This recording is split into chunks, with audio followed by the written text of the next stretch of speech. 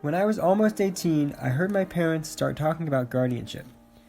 The process of taking away my rights was not difficult for them, but for me, it was heart-wrenching and degrading.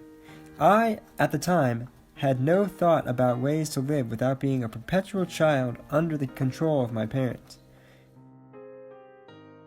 Parents a lot of times get guardianship because they feel pressured to get guardianship, and that pressure comes from a lot of places. It comes from the schools and the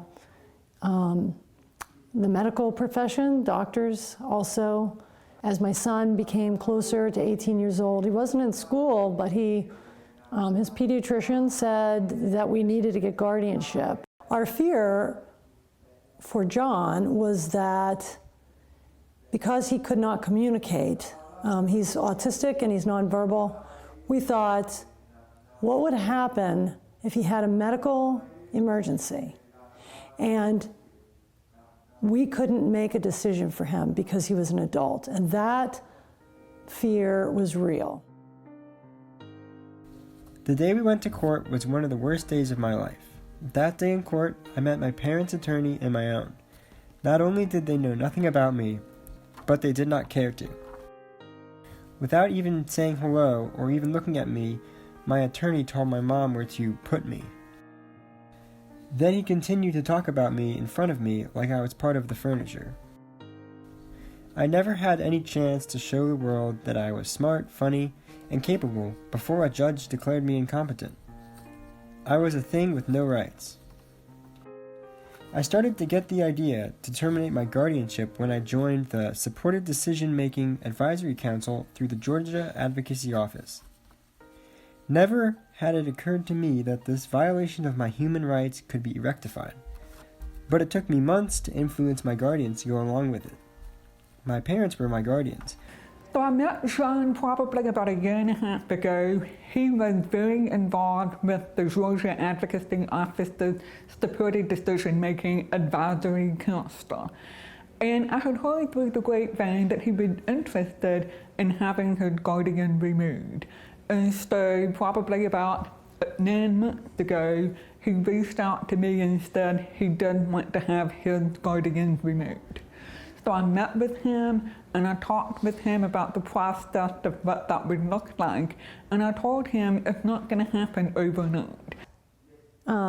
He started an application for a fellowship through SARTAC, the Self-Advocacy Resource and Technical Assistance Center.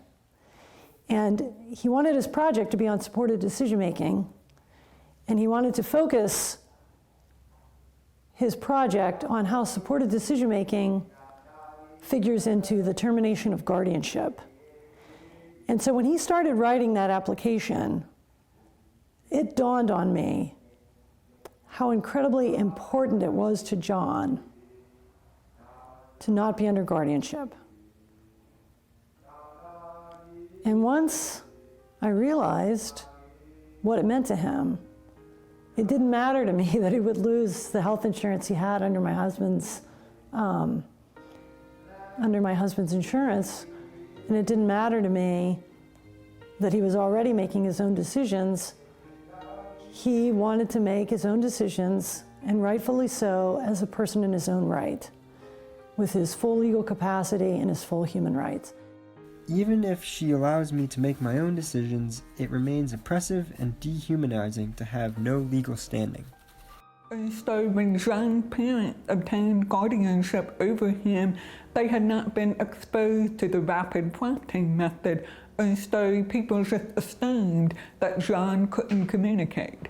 But once he was exposed to the rapid prompting method and was able to communicate and did that for so many years, then that's why he was able to file the petition. After petitioning probate court to terminate my guardianship, an evaluator came to my home. The last phase was an appearance in court where I testified on my own behalf, and it was determined I no longer needed a guardian. My rights were fully restored. There is no way to describe the emotional effects of having my rights restored. If I could, I would scream it from the mountains. Getting out from under guardianship and having control over my life is a dream I have had since the first day in court.